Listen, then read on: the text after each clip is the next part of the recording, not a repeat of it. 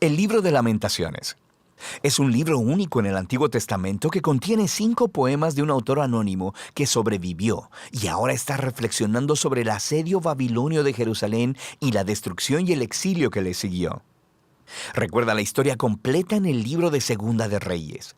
La caída de Jerusalén y el exilio era la catástrofe más horrenda en la historia de Israel hasta este punto. Recuerda, Dios le había prometido la tierra a Abraham.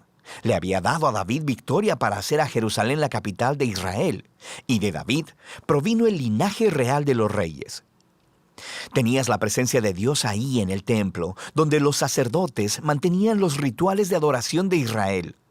Después de 500 años de toda esta historia, en el verano del 587 a.C., la ciudad cayó en las manos de Babilonia. Todo fue aniquilado y destruido. Así que el libro de Lamentaciones es un recordatorio del dolor y la confusión de los israelitas que sobrevivieron a esta destrucción. Ahora, los poemas de lamento que se encuentran aquí no son únicos en la Biblia. Hay muchos de ellos en el libro de los Salmos. Y estos poemas bíblicos de lamento hacen varias cosas. Son una forma de protesta. Son una manera de llamar la atención de todos, incluyendo la atención de Dios, a las cosas horribles que suceden en este mundo y que no deben ser toleradas. Son una manera de procesar las emociones. Así que en estos poemas el pueblo de Dios ventila su enojo y desesperación por la ruina causada por el pecado y el egoísmo de las personas. Y estos poemas son un lugar para dar voz a la confusión. El sufrimiento nos hace cuestionarnos acerca del carácter y las promesas de Dios, y nada de esto se ve como algo malo en la Biblia. Todo lo contrario, estos poemas de lamento le dan una dignidad sagrada al sufrimiento humano. Así que estas palabras humanas de dolor, que son dirigidas a Dios, se han convertido en parte de la palabra de Dios para su pueblo. El diseño de estos 5 poemas es muy intencional. Es parte del mensaje del libro. Los capítulos del 1 al 4 se conocen como acrósticos, que significa poemas alfabéticos. Cada verso poético inicia con una letra nueva del alfabeto hebreo, que está conformado por 22 letras. Ahora, esta estructura ordenada y lineal está en fuerte contraste con el desorden del dolor y la pena, mezclada con confusión que se expresa en estos poemas. Así que es como si el sufrimiento de Israel se explorara de la A a la Z y está intentando expresar algo inexpresable.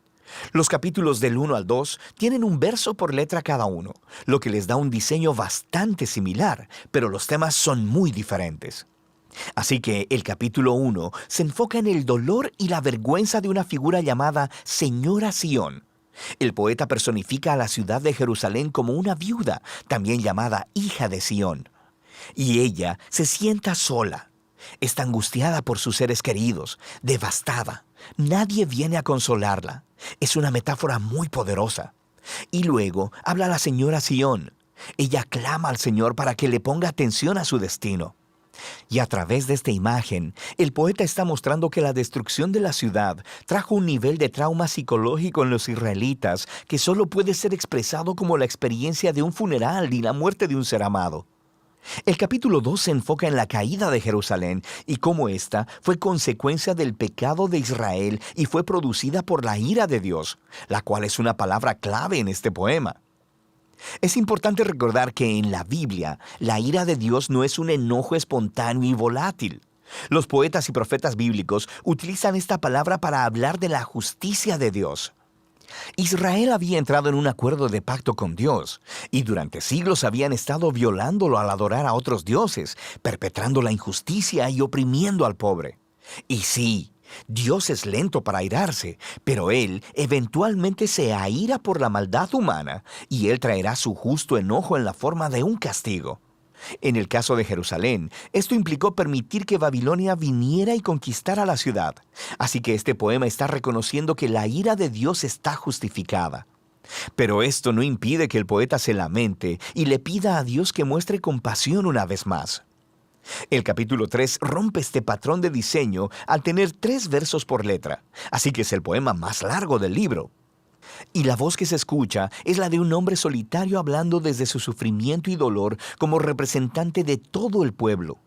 Y lo interesante es que este capítulo está lleno de lenguaje tomado de otras partes del Antiguo Testamento, de los lamentos de Job y de otros salmos de lamento importantes, e incluso de los poemas del siervo sufriente en Isaías. Y el poeta ve su dificultad como una clase de justicia de Dios, como dice el capítulo 2. Pero, paradójicamente, esto le da esperanza al poeta y lo lleva a ofrecer las únicas palabras de esperanza en todo el libro. El gran amor del Señor nunca se acaba y su compasión jamás se agota. Cada mañana se renuevan sus bondades, muy grande es su fidelidad. Por tanto, digo, el Señor es todo lo que tengo, en Él esperaré. El poeta razona que si Dios es lo suficientemente consistente para traer su justicia sobre la maldad humana, entonces Él también será consistente con su promesa de pacto de no permitir que la maldad tenga la última palabra.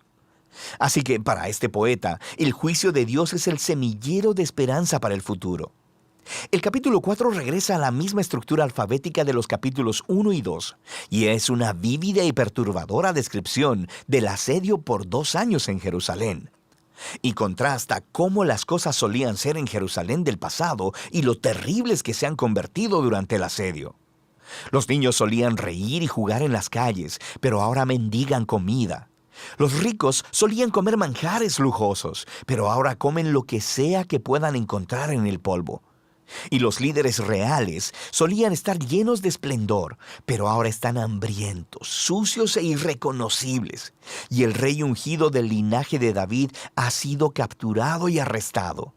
Así que el poder del poema viene del impacto de estos contrastes y está explorando la profundidad del sufrimiento que Israel trajo sobre sí misma.